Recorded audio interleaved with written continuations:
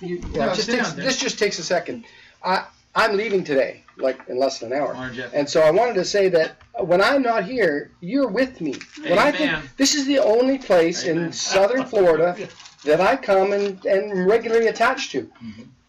We're parts of one another, but I just want you to know that I'll miss you, and I'll be praying for you, and we'll stand together. Amen. We'll see God manifest. You know what I mean? That's all that matters. Amen. And He manifests. He doesn't manifest in me or in you. He manifests. Give me your hand.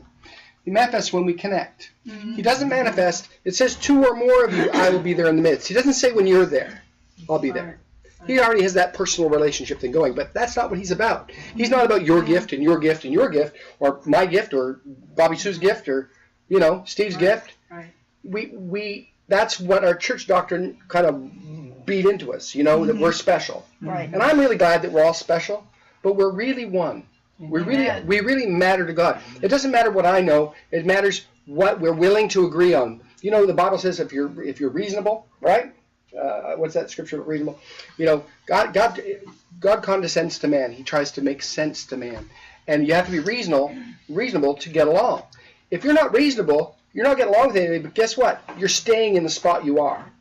Say again what you said to me this morning about God condescending to you and you condescending to Him. The story. Well, I just finished a book called Knowing Spiritual Reality, and it's an editing process now, and it'll be published when the Lord does that. But the issue is that God bent over backwards to meet us. Mm-hmm. He really did.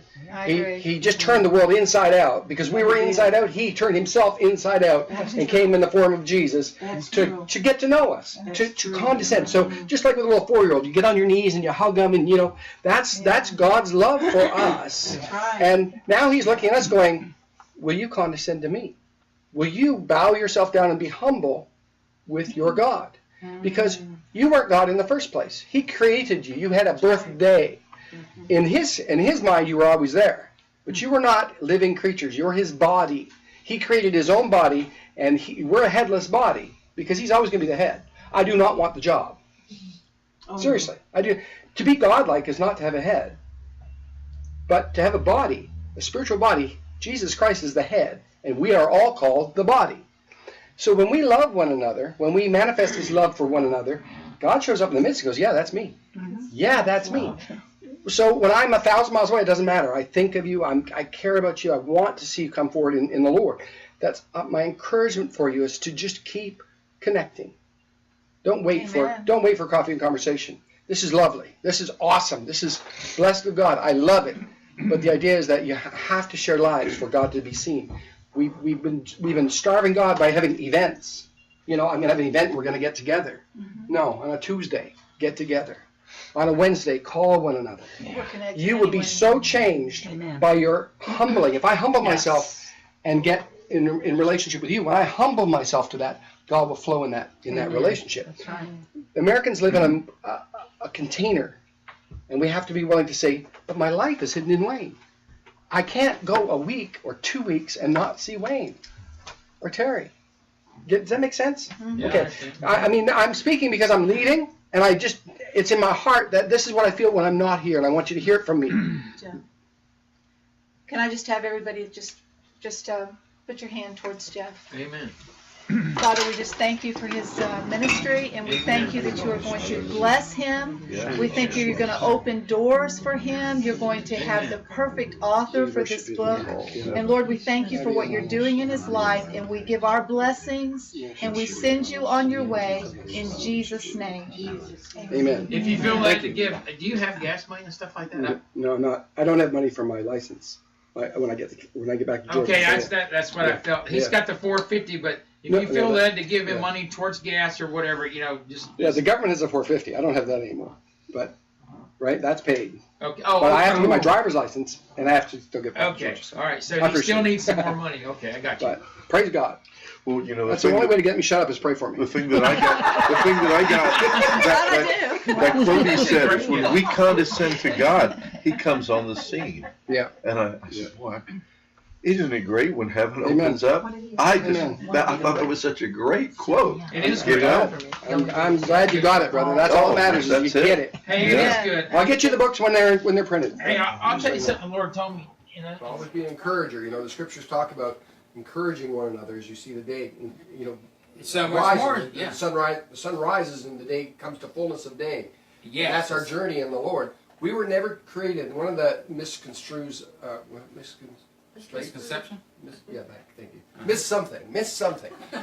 One of the problems with how we view Christianity is that it's as if we were born to get saved, and that's not the reason we were born. We were born to mature. Right. Hello. We encourage one another. We see Christ in one another, and we encourage the Christ that we see, so that we can have more of the Christ. And we fellowship. The Bible says that when two or more are gathered, there I am in the midst. But understand that when you're by yourself, He's not gathered in the midst of you. You can have a self-delusion if you're by yourself. But when you're loving each other, then God jumps up and goes, I'm here. I'm here. And the joy of a believer's heart is to gather with other believers. It's not to worship a far-off God. Come on. And you can look in the mirror all day long, and if you see God, please go to the psychiatrist. That's not your position in life. Your job is to be the body of Christ. Your job is to be the willing servant. You know, that's what Jesus modeled for us. He says, I'm here to serve you guys. I don't know what you're doing. He wrapped the towel around him and says, hey, if I've done this for you, then what are you going to do for each other? And that's our happiest place we can be. I do not want to be in charge. I do not want to be the smartest guy in the room, and I don't want to be God. Because the Bible says that I was made to fit with Him in a marriage where I serve Him. Now, as I serve Him, I'll serve everybody I meet. You see, my head will get in the right place. But back to the salvation thing, because understand salvation is a wonderful thing, and God has a time and a place for all that, for everybody. But the issue is that I deal with a lot of Christians, as a Bible teacher, I deal with a lot of Christians that are saved and think that's it. Yes. And it's like, you're a baby. It's like, grow up and be mature. Grow up and care about somebody else. Be involved with somebody else's ministry and miracle, because your ministry is not going to change the world, but our ministry will. Our ministry makes all the difference in the world because we see God where He is. And it says, when I see Him as He is, I'll be changed. Now, to finish this thought, I know that I'm talking a lot, but to finish this thought, salvation is not the goal of Christianity. Yes. Maturity is the goal. So in the beginning, when He made man, He made them in His image and likeness. He made them in Adam and Christ. That's what that means. He made us all in Adam, right? We were all doofuses in Adam, trust me. And then we came into Christ. But we're still doofuses until we mature. You know, we got joy now. We got purpose now. But we must mature till we can see Him in each other. Does that make sense? Okay, I'll show you. You know, if we point our fingers at somebody, there's three. I just wanted to share that, you know, you are what you're full of. You will give out what you're full of. Good point. And there's a lot of, you know, none of us are fully in the Spirit, and none of us are fully in the flesh, because we're in the process, aren't we? Yes. And the love of God that we get when we fellowship is what causes us to fill our cups afresh. If we don't fellowship, Sunday, once a week meeting with Jesus is not Christianity. Christianity is the daily fellowship, one another rubbing elbows, helping each other paint the house or push the car out of the ditch or whatever, you know, shovel snow, all that stuff. Yeah. Because that is the love and action that causes us to be changed. Christianity is not a mental assent thing. You can't just think you're holy and go, well, I'm holy because God says I'm holy. Trust me. You'll have some people to challenge that, won't you? Oh, yeah. And you need to be challenged, because that's the way we grow. We need to have that thing going on in our lives. This is we're actually just babies talking inside the womb. You ain't seen nothing yet. Yes. And I've been to heaven. I mean, I've been some places in God, but trust me, this is just us learning how to walk in the Spirit and learning how to hear God in this life. So I have a little song. It's just one verse, so you don't have to get upset. But I wanted to make sure, because I heard the Spirit of the Lord singing this song to me over and over again, because He loves me and He's trying to keep me calm. But listen to this song, because this will really bless you. It goes, I'm in love with Jesus and He's in love with me. I'm in love with Jesus. His love has set me free. I'm in love with Jesus and He's in love with me. I'm in love with Jesus. His love has set me free. Now you sing that. I was at a meeting one time, this lady started singing a song, and she sang it for half an hour. I'm going, how can you sing that song for half an hour? I'm playing guitar behind her, you know. I'm going, and then all of a sudden it hit me. It's like, this song is part of me now. Yeah. And we need this, you know, we become what we set our eyes upon. We have to keep looking at the Lord's love for us to love one another. Mm-hmm. And then we'll learn what we need to learn. But if we don't love one another, if we're just playing at it, we don't really have dinner with them, we don't really talk to them outside of church, whatever you do for church, then you're a hypocrite.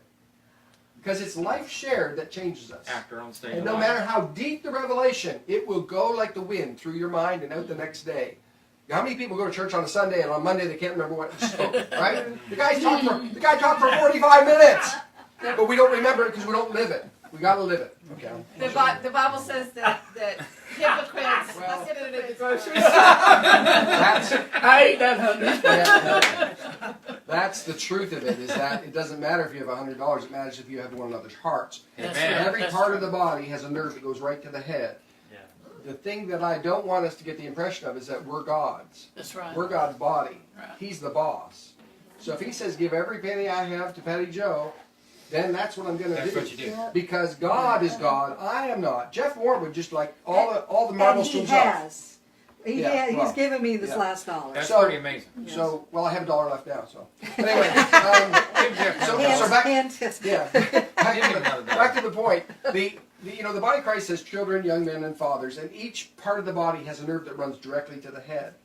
We're not a microcosm. We are the body of Christ, and that's what gives us such unity. If we will accept that He's our head, we will always have unity because we're parts of one another. We have no ego to preserve. That's right. We have no talent that we want to steal from another guy and go, I want that, I want that. It's like, no, there's only one Jeff Moore. That's enough for the whole world. You know what I mean? So we can just enjoy who we are in God, and that's really the nurturing place where we learn to just wonderful. stop trying to make theology up and just do what the Bible says. There's You know what I mean? one God from everlasting to everlasting, not two. Exactly. And now we are His body. We are Christ Yeah. forever. That's right. We are in Christ forever. But He's the head. If I could figure it out, I would. But the thing is, and I'm not going to grow to the point where I'm going to take His place. That's not His design. His design is, we had that one time in the law. That's why God gave us the law first. So we've learned that even when we had all the rules, we couldn't do it anyway. Right? That's why the law comes before grace comes. And now we're in grace, we're going, well, let's enjoy this life. Because today, we don't know what we're going to learn by the end of today. That's it. And we have to just stay humble and teachable and enjoy what Christ is doing in our midst. Okay. We started with